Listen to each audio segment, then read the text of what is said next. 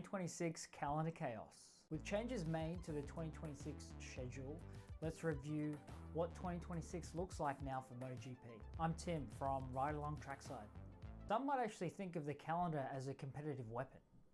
It matters which weekend, which race is on, where someone's traveling to, and whether someone races from one weekend to the next. And it also impacts how much attention the sport gets.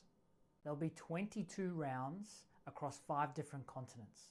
And we go all the way from Thailand to Valencia. And in 2026, F1 is also racing 22 rounds. 10 of those are actually running simultaneously. And they'll be competing for our attention. But first, here's Timmy's top 3. Number 1, Brazil is back for the first time in 22 years. MotoGP last raced in Brazil in 2004, and this year's Guyana round is part of a 5-year deal with the local government. 2, the 2026 season is the last year of the 1000cc motorbikes. This is the last year we get to see them at this size before they go down to 850cc next year. And thirdly, there's been a change to the schedule. Qatar's moved to November after being originally scheduled in April. This also means that the 2 last races of the season have been pushed back a week. This is a different approach than what F1 took, where they cancelled 2 of their rounds. I'll share the calendar link to the MotoGP website. But as we've already seen, the season opener in Thailand was a roaring success for everyone except Ducati. Then we head to Brazil, and then Circuit of the Americas in Austin to wrap up 3 races in 5 weeks. After a 4-week gap, we go to Jerez in Spain, Le Mans in France, Catalonia, Italy, Hungary, Czech Republic, Netherlands, and Germany, before there's a 3.5-week break over summer. Then we've got Silverstone, Aragon, Misano, the Red Bull Ring, Japan, Indonesia, and then my personal favourite in Australia, Phillip Island. But we all know Phillip Island's going to be moving to Adelaide next year, so we're looking forward to seeing what that's going to be. And we finish up the year going from Malaysia to Qatar, which has moved from April, Portugal, and then the season finale in Valencia.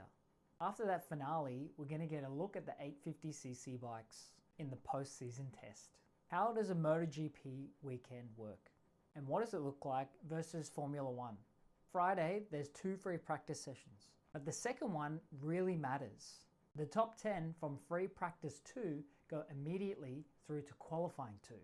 Then on Saturday, we have the qualifying and the sprint. As I said, qualifying, depending on how you performed in free practice 2, will determine which qualifying session you go into. Qualifying 1 is for everyone, bar the top 10 from free practice session 2. And the top 2 riders go through to qualifying 2. Qualifying 2 sets the start of the grid. So it's possible, if you don't perform well in free practice, you could come from the back of the grid right to pole position. Then Saturday afternoon, we have the Tissot Sprint that happens every single weekend. That's obviously full length, full points. Now what does that look like versus F1? Friday is just practice, 1 and 2. That's just to set your own times, test your setup. On Saturday, there's a practice and then qualifying in the afternoon. And qualifying has 3 different sessions. This year, with the extra cars on the grid, qualifying 1 will remove the bottom 6 cars. Qualifying 2 will then remove another 6 cars, setting up for qualifying 3, which is a top 10 shootout. And then Sunday is the race. Full length, full points. The sprint format for Formula 1 is a little bit different. At 6 rounds only, the Saturday practice is replaced by sprint qualifying and then a sprint race. The distance of the sprint for F1 is not half distance, not half points. It's a little bit less than half distance, a little bit less than half points.